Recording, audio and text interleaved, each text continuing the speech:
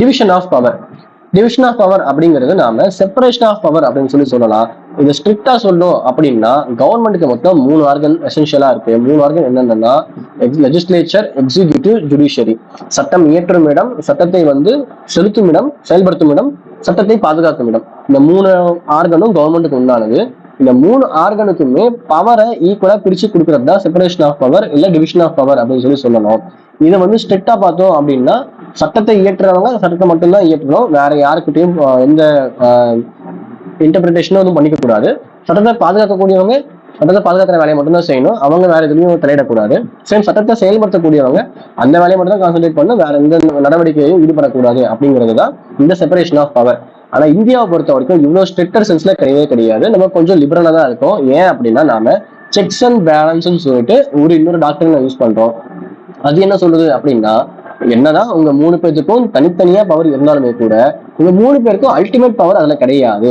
For example என்னதான் நீங்க சட்டம் ஏற்றிக்கலாம்னு சொல்லி லெஜிஸ்லேச்சருக்கு பவர் கொடுத்திருந்தாலுமே அப்படிலாம் எல்லாம் ஏற்ற முடியாது. கான்ஸ்டிடியூஷனை வயலேட் பண்ற மாதிரி, பேசிக் ஸ்ட்ரக்சரை டிஸ்டர்ப் பண்ற மாதிரி ஒரு சட்டத்தை லெஜிஸ்லேச்சர் எடுக்குது அப்படின்னா ஜுடிஷியரி உள்ள இன்வேட் ஆகி அதை தடை செய்ய பார்க்கும். அதே மாதிரி ஜுடிஷியரி என்னதான் ஜட்ஜ்மெண்ட் கொடுக்கலாம் அப்படின்னு பார்த்தா கூட அதை அல்டிமேட் பவர் யார்கிட்ட இருக்கு அப்படின்னா எக்ஸிகியூட்டிவ் ஹெட்டான பிரசிடென்ட் கிட்டையும் கவர்னர் கிட்டையும் தான் இருக்கு. அவங்க என்ன பண்ணலாம்னா இந்த மாதிரி பார்டனிங் பவருக்காக கிரிமினல் சைட்ல பார்டனிங் பவர் அவங்க கொடுக்க முடியும். இந்த மாதிரி ஒருத்தவங்களுடைய விஷயத்துல இன்னொருத்தவங்க பேலன்ஸ் பண்ற மாதிரி, இன்வைட் பண்ற மாதிரி சில விஷயங்கள் பண்ண முடியும். அதுக்கு பேர் செக் அண்ட் பேலன்ஸ் சொல்றோம். இந்த division of power horizontal division, vertical division இருக்கு. நான் சொன்ன அந்த லெஜிஸ்லேச்சர், எக்ஸிகியூட்டிவ், ஜுடிஷியரின்னு தனித்தனியா இப்படி வருது இல்லைங்களா? இது ஹரிசாண்டல் டிவிஷன். வெர்டிகல் டிவிஷன் அப்படிங்கிறது அந்த ஆர்கனுக்கு உள்ளேயே உண்டான டிவிஷன் தான் vertical division. For example legislature அப்படின்னா union list, state list, concurrent list இருக்கு. ஸோ யூனியன் லிஸ்ட்ங்கிறது சென்ட்ரல் கவர்மெண்ட்டுக்கு உண்டானது, ஸ்டேட் லிஸ்ட்ங்கிறது ஸ்டேட் கவர்மெண்ட்டுக்கு உண்டானது. ஒருத்தவங்க இன்வைட் பண்ணிக்க மாட்டாங்க. எக்ஸப்ஷனா கன்கரண்ட் லிஸ்ட் இதுல இன்வைட் ஆகிப்பாங்க. இதை ஏன் இந்த வெர்டிகல் டிவிஷன் இருக்கு அப்படின்னா டீசென்ட்ரலைசேஷன் ஆஃப் பவருக்காக தான். ஒட்டுமொத்த பவரும் ஒரே இடத்துல குவியக்கூடாதுன்னு தான் டிவிஷன் ஆஃப் பவருடைய அல்டிமேட் எய்ம். அப்படி பார்க்கும்போது லெஜிஸ்லேச்சர் கிட்ட சென்ட்ரல் கவர்மெண்ட் கிட்டயோ இல்ல ஸ்டேட் கவர்மெண்ட் கிட்டயோ ஃபுல் அண்ட் ஃபுல்லா பவர் கொடுத்துட்டோம் அப்படிங்கும்போது டீசென்ட்ரலைஸ் ஆகாது.